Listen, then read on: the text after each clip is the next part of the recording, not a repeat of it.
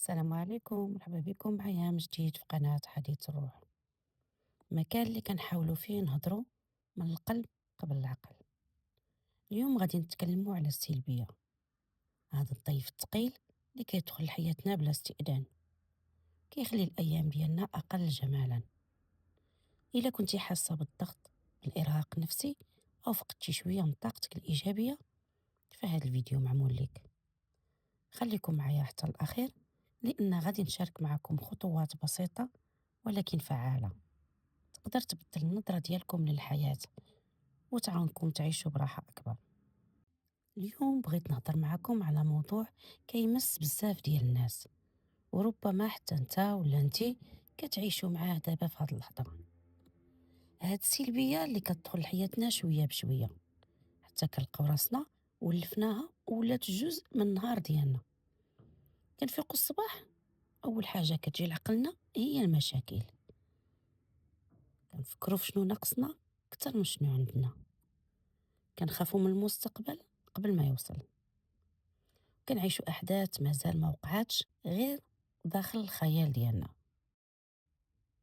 واش عمرك شي نهار حسيتي براسك عيان نفسيا بلا سبب واضح، حاس براسك مخنوق، مهموم، وما عندك حتى رغبة دير أي حاجة، رغم أن الحياة ديالك ما فيهاش شي حاجة كبيرة اللي تستاهل هادشي، ولكن الداخل ديالك عامر بالضجيج؟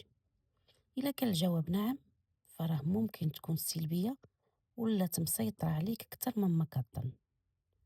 السلبية ماشي غير شعور مؤقت، السلبية طريقة في التفكير، طريقة كنشوفوا بها راسنا والناس والحياة كاملة.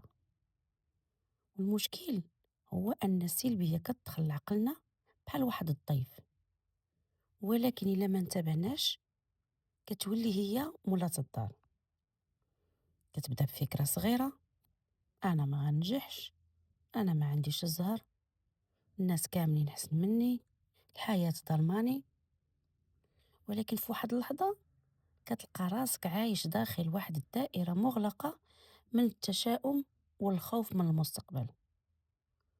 ولكن خليني نسولك سؤال مهم: واش عمرك وقفتي مع راسك وسولتيها شنو السبب الحقيقي مور هاد السلبية كاملة؟ الحقيقة هي أن أغلب السلبية اللي كنعيشوها ما كتجيش من الواقع، كتجي من الطريقة اللي كنفسروا بها الواقع.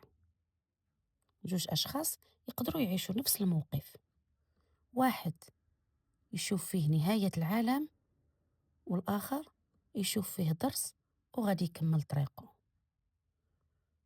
الفرق هنا ماشي في الموقف، الفرق في العقلية. والمشكلة الكبيرة هو أن بزاف ديال الناس تعودوا على الآلام، حتى ولا داك الآلام هو اللي كيرتاحوه. تعودوا باش يجلدوا الذات ديالهم، تعودوا يبقاو يفكروا أكتر من القياس، التفكير ديما عندهم زايد وعلى انتظار الأسوأ، حتى ولا الفرح كيخوفهم أكتر من الحزن. كتلقى الواحد كيضحك قدام الناس ولكن بينه وبين راسو راه غارق في الكلام السلبي: علاش انا هكا، علاش حياتي ما تبدلاتش، علاش كنحاول وفي الاخر ما كنجحش. ولكن كل هاد الاسئله الا بقى الانسان غارق فيها بلا وعي كتحول الروح ديالو لواحد المكان بارد ما فيه لا شغف، لا طاقه، لا امل. ولكن واش عمرك سولتي راسك شكون زرع فينا هاد السلبيه من الاصل؟ يمكن كلمه سمعناها وحنا صغار، يمكن خايبه من شخص وثقنا فيه، يمكن مقارنة دارت لنا جرح، أو ربما سنوات وحنا كنحاولوا نرضيو الناس ونسينا راسنا. مع الوقت كنبقاو نآمنوا أننا فعلا ما نستاهلوش الخير. ولكن الحقيقة اللي خاص كل واحد فينا يعرفها هو أن ماشي كل فكرة كدوز في العقل ديالنا هي الحقيقة.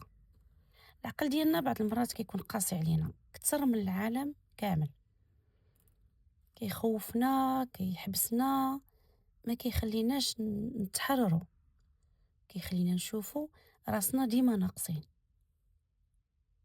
وحنا راه فينا بزاف ديال الحوايج زوينين.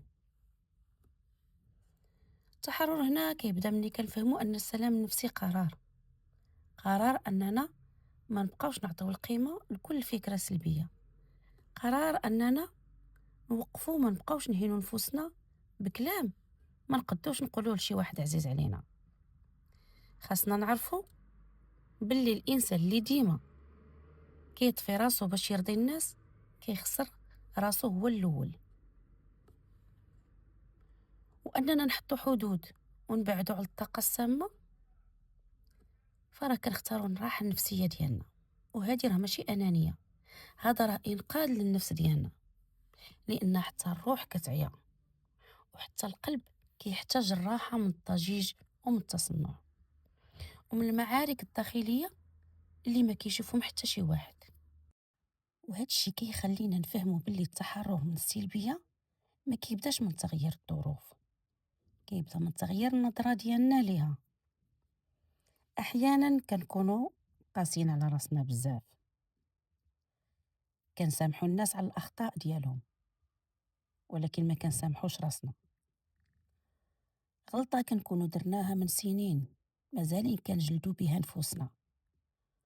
قرار خاطئ خديناه وباقيين عايشين فيه كأننا محكومين بالماضي ديالنا، ولكن الحقيقة هي أن الماضي تسالى وما بقى عنده حتى سلطة عليك إلا خليتيه يتحكم فيك. كل واحد فينا دار أخطاء، كل واحد فينا طاح، كل واحد فينا عاش لحظات ضعف. هادشي جزء من الإنسانية ديالنا ومن الحياة ديالنا، ماشي عيب نطيحو. العيب هو تبقى جالس في الأرض وتقتنع أنك ما تستاهلش توقف.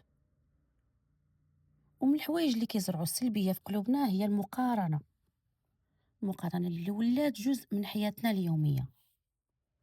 كنشوفوا النجاح ديال الناس، الضحك ديال الناس، السفر ديالهم، الإنجازات ديالهم، وكنقارنوه مع التفاصيل الصعيبة اللي كنعيشوها حنا، وكنساو باللي الناس كيبينوا العالم أجمل ما عندهم فقط،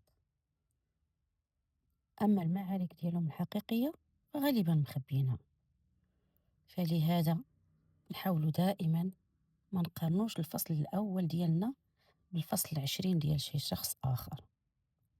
كل واحد عنده الطريق ديالو، كل واحد عنده التوقيت ديالو، وكل زهرة كتزهر في الوقت ديالها. ومن الأسباب الكبيرة ديال السلبية كذلك هو أننا كنحملو نفسنا أكثر من الطاقة ديالها، كنبغيو نراقبو كل شيء، كنبغيو نعرفو المستقبل قبل ما يجي، كنبغيو نضمنو النتائج قبل ما نبداو. ولكن الحياة عمرها ما كانت مضمونة، دائما فيها واحد جزء من الغموض وجزء من المغامرة وجزء من التوكل. الراحة النفسية كتبدا مني كنفهمو أن ماشي كل شيء خاصو يكون تحت السيطرة ديالنا. كاين شي أمور خاصنا نبدلو فيها مجهود، وكاين شي أمور خاصنا نخليوها تمشي في طريقها. واحدة من أقوى الطرق ديال التحرر من السلبية هي الامتنان. دائما نحمد الله على الأشياء اللي عندنا، الأشياء البسيطة اللي عندنا حنا وما كايناش عند واحد آخر. بدل ما نركزو كل نهار على شنو ناقصنا، نحاولوا نشوفوا شنو عندنا. راه كاينين ناس كيحلموا بشي حوايج عندنا حنا وكتعتبرهم انت عاديين. مثلا الصحة نعمة، العائلة نعمة، راحة البال نعمة، وجود شخص في حياتك كيسول عليك فراه نعمة.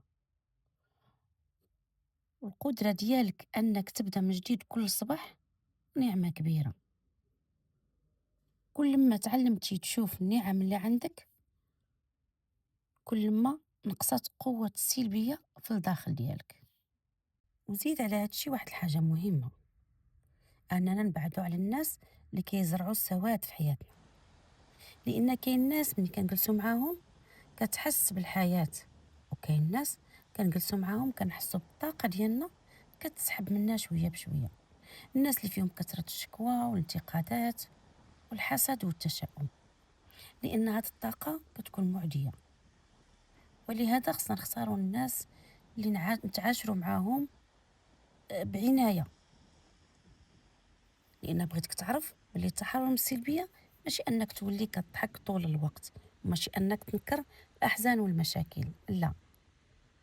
التحرر هو أنك تعرف بلي الحزن كتكون مرحلة وماشي في حياتنا كاملة، وأن السقوط كيكون تجربة وماشي هوية، وأن الفشل كيكون غير حدث وماشي تعريف للشخص ديالنا. كل نهار كتكون عندنا فرصة جديدة باش نختاروا شنو نغديو بيه عقلنا، إما الخوف أو الأمل، إما التشاؤم أو الثقة، إما الاستسلام أو الاستمرار. وخصنا نتذكروا دائما أجمل التغييرات ما كتبانش في الوجه ديالنا، كتبدا من الداخل ديالنا، كتبدا ملي كنقرروا نتصالحوا مع نفوسنا ونحبوها ونعطيوها فرصة جديدة في الحياة. ولكن صدقوني أن أول خطوة في الشفاء هي أننا خاصنا نعرفوا بلي كاين شي حاجة كتستنزف الطاقة ديالنا وكتأثر على راحتنا النفسية، حيت ملي كنوعاو بالمشكل كنكونو دوزنا النص ديال الطريق تجاه الحل.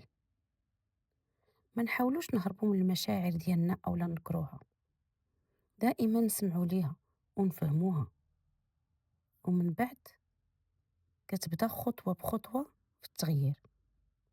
خصنا نتذكروا دائما أن الشفاء ماشي سباق، وإنما رحلة كتحتاج للصبر والرفق بالنفس.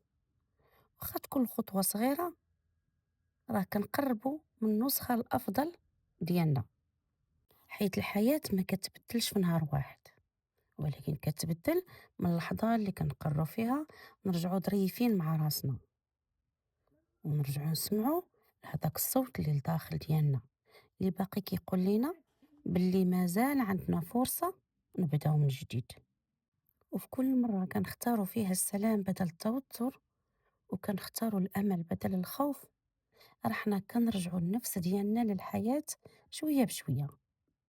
وفي الأخير التحرر من السلبية ماشي أننا نوليو سعداء دائما، ولكن أننا ما نبقاوش عبيد للأفكار اللي كتطفي النور ديالنا. وقبل ما نختمو بغيتكم تفكروا في واحد الحاجة مهمة، باللي السلبية ماشي قدر مكتوب علينا نعيشو معاه طول الحياة، ولكن هي حالة نقدروا نتجاوزوها ملي كنختاروا نكونوا قويين عليها. خصنا نعطيو الأنفس ديالنا فرصة جديدة، سامحوا الأخطاء الماضي، ونفتحوا قلوبنا للأمل، لأن الحياة قصيرة بزاف باش نضيعوها في الحزن والخوف والطاقة السلبية. نخليو اليوم يكون بداية جديدة لينا، بداية فيها راحة وسلام داخلي وحب للذات. نحافظوا على نور الأرواح ديالنا وما نخليو حتى حاجة تطفيها، ونذكروا دائما ما كاين حتى ظلام يقدر يدوم للأبد. مهما كانت سلبية قوية فالنور اللي لداخل ديالنا غادي يكون أقوى منها بإذن الله. وحتى لهنا غادي نقول لكم شكرا على حسن المتابعة، ولا عجبكم الفيديو ما تنساوش تشاركوا الرأي ديالكم في التعاليق، وشنو هي الحاجة اللي قررتوا اليوم تحرروا منها. كانت معكم قناة حديث الروح، وإلى لقاء قريب إن شاء الله. السلام عليكم.